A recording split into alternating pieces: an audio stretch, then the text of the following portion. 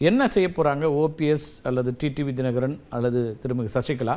இப்போ பியூஷ் கோயல் நியமித்ததன் மூலமாக பாஜக தலைமை நேரடியாக ஒரு செய்தியை ஸ்ட்ராங்காக சொல்லிட்டாங்க, நாங்கள் எடப்பாடி பழனிசாமி அவர்களோட நல்ல ஒரு உறவை நாங்கள் கொண்டு போகிறோம் அப்படிங்கிறதா பார்க்கணுமா? எப்படி பார்க்குறீங்க?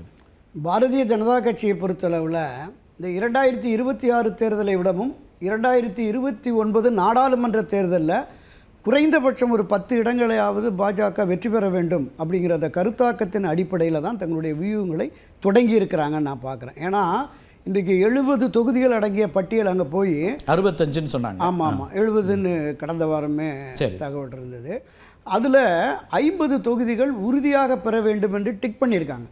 இந்த 50 தொகுதிகளில் இன்றைக்கு அண்ணா திராவிட முன்னேற்ற கழகத்தினுடைய சட்டமன்ற உறுப்பினராக இருக்காங்கள, அவங்க வெற்றி பெற்ற 18 தொகுதிகள் இருக்குன்னு கேள்விப்பட்டேன்.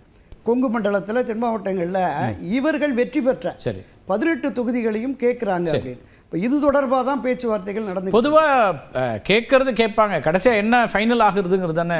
நிச்சயமா முன்பு போல ஒரு வலிமை மிக்க பலமான இயக்கமாக அனைத்து இந்திய அண்ணா திராவிட முன்னேற்ற கழகம் திரு எடப்பாடி பழனிசாமி தலைமையில் இல்லை என்பதால் இந்த கோரிக்கைகள் என்பது அழுத்தம் என்பது அதிகமாக இருக்கு. இப்போ இவங்க 2 பேர் சொல்றதுலேருந்தும் நீங்கள் பியூஷ் கோயல் நியமனம் என்பது எடப்பாடி பழனிசாமி அவருடைய கை ஓங்குகிறது கூட்டணியில் அப்படிங்கிறத தான் அவங்க சொல்கிறாங்க. பியூஷ் கோயல் வர்றதுன்றது அவங்களோட நல்ல ஒரு இணக்கமான உறவை மேற்கொள்வார் அப்படின்னா அப்போ அவங்களுக்கான இடம் தானே இருக்கும்.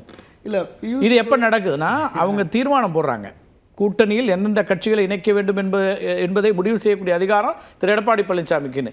அதுக்கு பிறகு பியூஷ் கோயலை போடுறாங்க, அவர் நட்பாக இருக்கக்கூடிய ஒருத்தர். அப்போ அதில் நீங்கள் எங்கே பலவீனமாக அதிமுக இருக்கு? தமிழ்நாட்டை பொறுத்தளவில் என்டிஏவினுடைய தலைமை பொறுப்பு திரு எடப்பாடி பழனிசாமி அவர்களிடம் டெக்ளேர் பண்ணிட்டாங்க. கூட்டணியில் யார் சேர்ப்பது, யாரை சேர்க்க விரும்புகிறார், யாரை சேர்க்க விரும்பவில்லை என்கிற முடிவை எடுக்கும் அதிகாரமும் அந்த அனைத்து இந்திய அதிமுக பொதுக்குழுவும் திரு எடப்பாடி கொடுத்துருச்சு, பாஜகவும் கொடுத்துருச்சு. ஆனால் இந்த கூட்டணியை வலுப்படுத்துவதற்கு தான் 3 மத்திய அமைச்சர்கள் வர்றாங்க இல்லையா? ஆமாம். ஆக மாப்பிள்ளை அவர் தான் சட்டை என்னோடதுங்கிற மாதிரி இதை பிஜேபி எடுத்துக்கிருச்சு. கூட்டணியை வலுப்படுத்துவதற்கான யாரை சேர்க்க வேண்டும், யாரோடு பேச்சுவார்த்தை நடத்த வேண்டும் என்பதை அவங்க தான் நடத்துகிறாங்க.